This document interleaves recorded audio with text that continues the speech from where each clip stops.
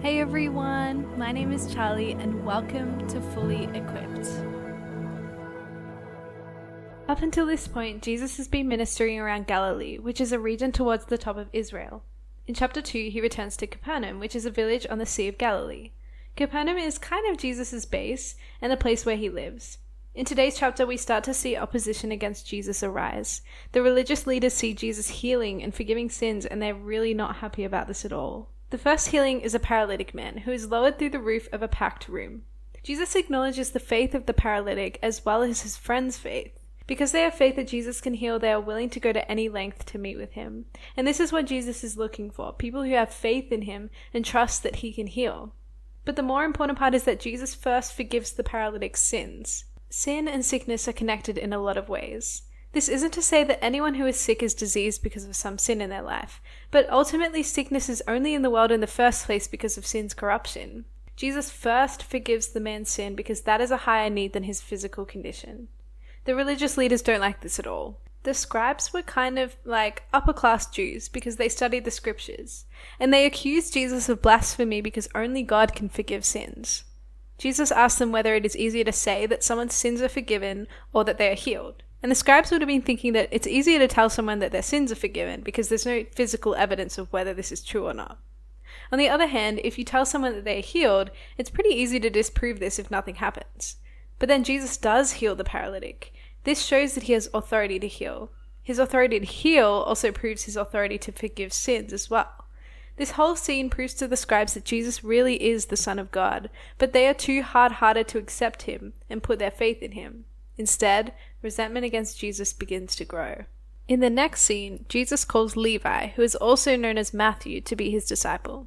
Levi is a Jew, but he's also a tax collector. Jews don't like tax collectors because they take their money and give it to the Roman Empire, who had occupied their land. Also, tax collectors tended to take more money than they were supposed to and kept it for themselves. Jesus didn't choose highly regarded, wise people to be his disciples as other rabbis would have done. He chose sinners, social outcasts, political rebels, and tradesmen to follow him. Then he goes and eats with these sinners. In those times, eating with someone wasn't just a simple courtesy. Hospitality was super important. If you invited someone to eat with you, you were conveying respect, loyalty, protection, and acceptance to them. And this is why the scribes and Pharisees were so judgmental of Jesus for accepting sinful people. But the hypocrisy of this is that they are just as in need of Jesus to be their savior as anyone else. Jesus tells them that he came not for the righteous, but for sinners. He is saying that those who think that they are already righteous have hardened their hearts against him and won't be saved because they only have faith in themselves. The sinners that Jesus is talking about are people who understand that they are sick and go to Jesus for healing and salvation. Notice how throughout this chapter, Jesus tends to people who are desperate and need him. He saves the paralytic man from both his physical sickness and his sin. This man did nothing but put his faith in Jesus, and Jesus still heals him.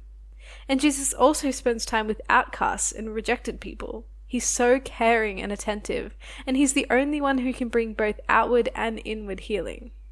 A lot of us have these kind of conditions too. Maybe it's a physical problem like an allergy or a limb that doesn't work right, or we struggle with mental health. Some people have deep traumas from long ago that affect them in physical and emotional ways. Jesus is the one that can bring healing for these things. It's not about how much faith you have, it's about who you put your faith in. It's also important to know that God is still at work today.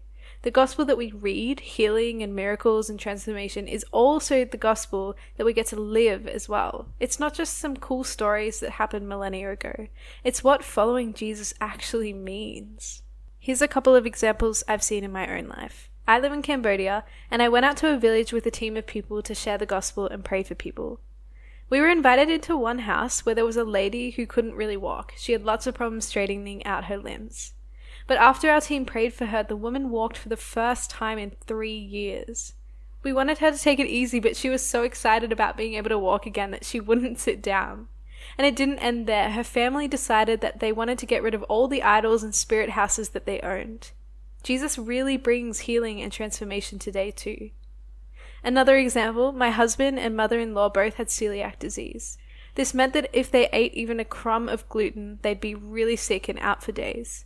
This is a serious and incurable disease, but it's not too much for God to heal. After receiving prayer and walking alongside some really wonderful and faithful people, both of them can now eat as much gluten as they want. Neither of them have to fear eating food again. This is the gospel. This is the good news. When we see people healed, it's evidence of Jesus. But it's more than that. It's an expression of Jesus as well. Jesus is healer. He's compassionate. He wants to bring freedom. He doesn't want people living in fear or captivity. He came to bring life to the full. Later on, Jesus is asked why John the Baptist's disciples and the Pharisees practice fasting, but his disciples don't. People fasted for lots of different reasons in Jesus' time, and most of these weren't required under the law. In an analogy to explain why his disciples don't fast, Jesus compares himself to a bridegroom. People don't normally go to a wedding and fast and mourn. Jesus alludes to his coming death and says that after he is gone, people will again fast. But Jesus' disciples didn't need to fast and seek him because he was already with them. And it wasn't appropriate for them to mourn because Jesus' presence with them is a joyful thing. Jesus also makes two other analogies: the new cloth patching an old garment and new wine in old wineskins.